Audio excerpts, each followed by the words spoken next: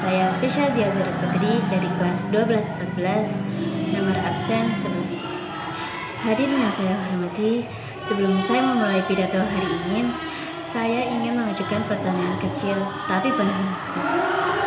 Kemana arah generasi muda kita hari ini? Apakah agama sudah menjadi bebannya, ataukah pergaulan bebas yang menjadi kebanggaannya? Pergaulan bebas kini bukan hanya lagi isu yang jauh dari kehidupan remaja.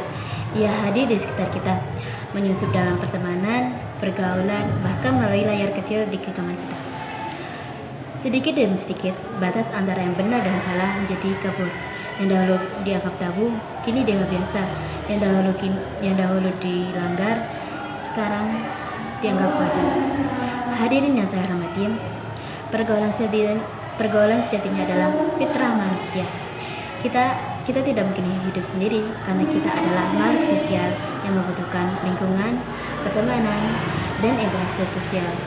Namun, pergaulan yang tidak dibatasi oleh nilai agama dan moral akan berubah menjadi pergaulan bebas, yaitu pergaulan yang melampaui batas, mengabaikan norma, dan menomorduakan akhlak. Pergaulan seringkali dianggap hal yang sepele, hanya ingin diterima, hanya ingin dianggap gaul, dan hanya ingin coba. Namun, dari situlah awal kehancuran dimulai. Akhlak mulai terkikis, rasa malu perlahan hilang, dan iman semakin melemah. Islam adalah agama yang sempurna, tidak ingin umat-umatnya hilang arah. Allah SWT telah memberikan peringatan yang tegas dalam Quran Surah Al-Isra ayat 32 yang berbunyi, "Wala taqrabuz zina innahu kana fahishatan wa sa'a sabila." Artinya, dan janganlah kamu mendekati zina. Sesungguhnya zina itu adalah perbuatan yang keji dan sesuatu jalan yang buruk. Hadirin sekalian, perhatikanlah ayat yang telah saya sampaikan. Allah tidak hanya melarang zina, tetapi juga melarang mendekatinya. Artinya, segala bentuk perbuatan, kebiasaan, dan pergaulan yang membuka jalan pintu kemaksiatan harus dicegah sejak awal, karena Islam adalah agama pencegahan, bukan penyesalan.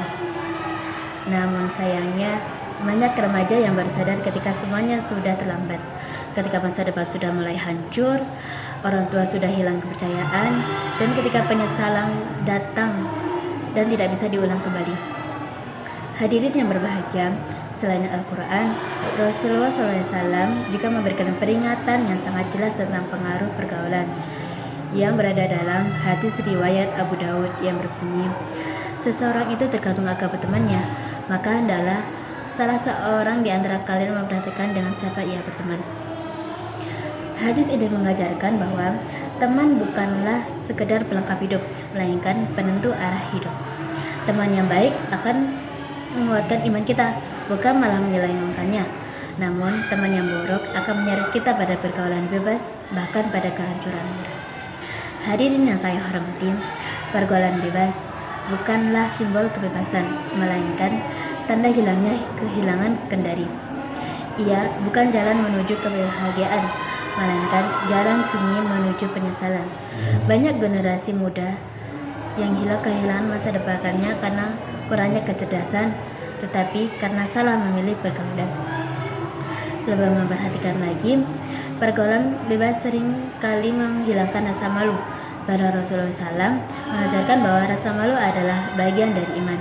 Ketika rasa malu hilang, maka hilang pula benteng terakhir dalam diri manusia. Ini yang saya hormati, sebagai generasi muda, kita memegang peran yang sangat besar. Kita bukan hanya pewaris masa depan bangsa, tetapi juga penjaga nilai agama dan moral. Bangsa yang besar bukan hanya diukur dari kemajuan teknologi, tetapi juga akhlak generasinya. Oleh karena itu, kita harus berani mengambil sikap, berani berkata tidak pada pergaulan bebas, berani menjaga diri di tengah godaan, berani demi kebaikan, karena sejatinya orang yang kuat bukanlah yang mengikuti arus, melainkan mereka yang mampu melawan arus keburukan. Ada beberapa langkah yang dapat kita lakukan. Pertama, perkuat iman dan takwa dengan mendekatkan diri kepada Allah, merapalkan zikir kepada Allah dan kepada Rasulullah SAW. Kedua, pilihlah teman yang baik, yang mampu mengingatkan kita kepada kebaikan dan menjauhkan kita dari keburukan. Yang ketiga adalah Jaga batas pergaulan sesuai tuntunan agama. Yang keempat, isi masa muda dengan hal-hal yang bermanfaat dengan mengikuti organisasi-organisasi yang bermanfaat. Hadirin yang berbahagia, ingatlah, menjaga diri bukanlah ketinggalan zaman. Justru orang yang mampu menjaga diri adalah orang yang memiliki masa depan. Jangan sampai masa muda yang seharusnya menjadi membangun mimpi justru hancur karena kesenangan sesaat yang menyesatkan. Mari kita jadikan Al-Quran dan Sunnah sebagai kompas kehidupan, agar langkah kita tidak halang arah, agar pergaulan kita membawa kebaikan, bukan kehancuran, dan agar kita menjadi generasi muda yang berakhlak mulia, berprestasi, serta diridhoi Allah.